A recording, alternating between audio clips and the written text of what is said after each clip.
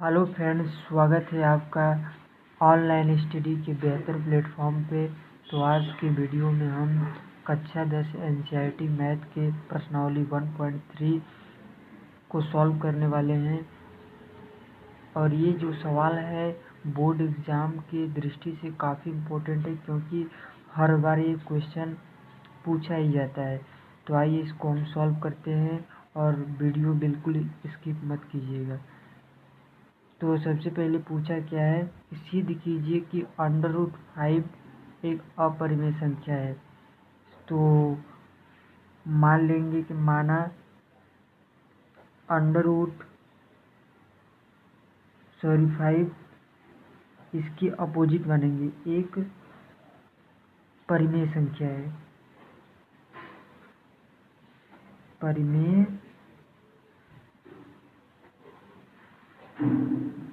संख्या है। ठीक है दोस्तों, तो √5 एक परिमेय संख्या थी, इसको हम फ्रैक्शन के रूप में a/b के रूप में लिख सकते हैं। अब दोनों पक्षों में होल स्क्वायर कर देंगे बोथ साइड। तो √5 का होल स्क्वायर बराबर a² बटा b²। और यहाँ पर लिख लेंगे कि जहाँ पे a एंड b जो है सह अभाज्य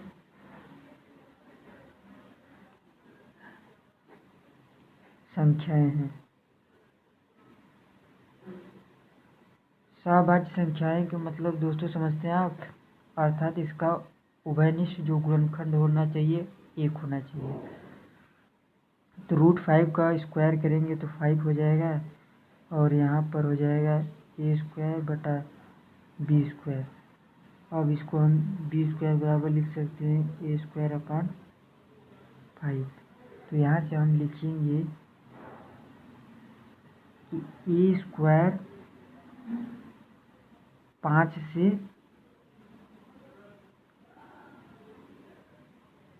क्या है, भाज्य है। क्योंकि कोई संख्या किसी संख्या के नीचे तो मतलब उसको विभाजित करती है, तो वही चीज़ लिखा है हमने सेंटेंस में, a² 5 से भाज्य है। तो a भी 5 से भाज्य होगा। ठीक है दोस्तों, यदि a जो है 5 यदि a को भाज्य करता है, विभाजित करता है, तो हम a को लिख सकते हैं 5 टाइप्स इंटू किसी नंबर से मल्टीप्लाई करेंगे। अर्थात कोई संख्या की मान लीजिए कि 5 से विभाजित कर रहे हैं a को, मान लीजिए 5 बार में जाए या 4 बार में जाए, तो मान लीजिए कोई संख्या हम यहाँ पे ले लेते हैं, क्योंकि श्योर नहीं यहाँ पर क्या संख्या a है, अननोन है जो कि। तो a बराबर 5 इंटू c लिख सकते हैं। और इसको समीकरण 1 मान लेंगे। तो समीकरण 1 क्या है हमारा, b² बराबर a² बटा 5 में a बराबर 5c रखने पर, तो a की जगह रख देंगे 5c, तो 25 हो जाएगा, और c² बटा 5 से इसको जब डिवाइड मारेंगे तो 5 बार में जाएगा, और c² बराबर 5 को इधर लाएंगे तो b² के नीचे आ जाएगा 5। तो यहाँ पर भी वही बात लिखेंगे कि b² 5 से क्या है, भाज्य है। तो b भी 5 से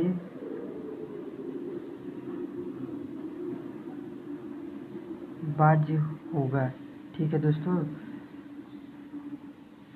तो समीकरण ये 2 हो रहा है हमारा समीकरण 1 और 2 से क्या हमको मिल रहा है, समीकरण 1 तथा 2 से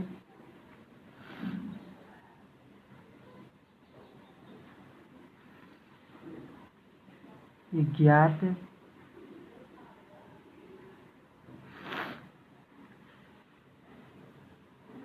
है कि ए और बी जो है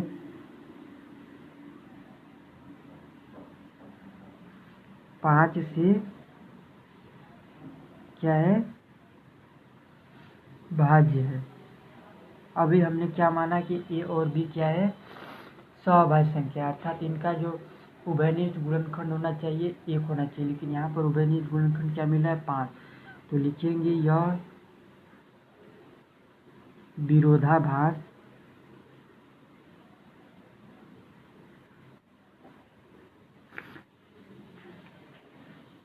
गलत कल्पना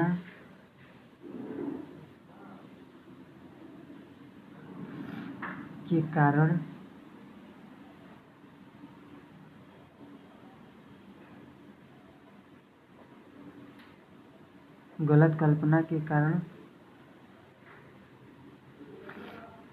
प्राप्त हुआ है। अतः जो √5 है एक परिमेय संख्या नहीं है, क्योंकि जो हमने माना है वो क्या है, उससे गलत आ रहा है। तो √5 एक अपरिमेय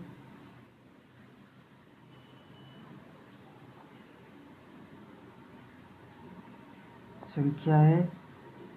तो इस क्वेश्चन यहीं पर इसका सलूशन ख़त्म होता है। आई होप कि आपको ये भली भांति समझ में आया होगा। यदि कहीं पर आपको डाउट होगा तो कमेंट बॉक्स में ज़रूर बताइएगा, उसको सॉल्व करने का कोशिश किया जाएगा। धन्यवाद।